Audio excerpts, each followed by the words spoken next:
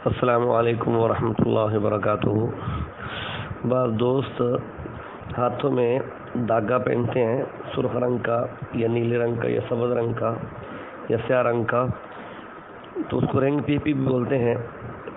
اسی طرح بعض لوگ کڑا پہن لیتے ہیں لوہے کا یا اسٹیل کا، اور بعض لوگ زنجیر پہنے ہوتے ہیں۔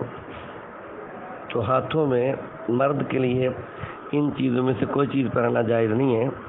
ہندو قوم کے اندر دھاگے وغیرہ پہننے کا رسم ہے، ان کے ہاں سرخ رنگ کا دھاگا ہندو پہنتے ہیں، اور کڑا سکھوں کی علامت ہے۔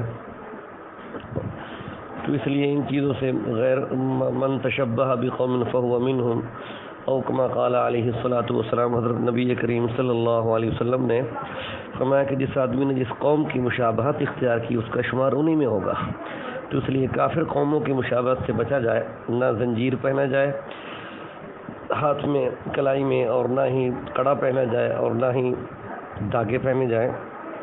اگر آپ کے پنجے مورچے کو تکلیف ہوتی ہو، درد ہوتی ہو کلائی میں، تو پھر سورۃ الکوثر اول آخر تین بار درود شریف پڑھ کے سورۃ الکوثر کو 3 بار پڑھیں، اور پڑھ کے اپنے شہادت والی انگلی اور انگوٹھے کو گولائی میں کر کے اس کے اوپر دم کریں، اور اس کو ہر نماز کے بعد دم کر کے دبا دیا کریں، تو انشاءاللہ آپ کی کلائی میں کبھی زندگی میں درد نہیں ہوگا، اللہ آپ کو شفا عطا فرمائے گا۔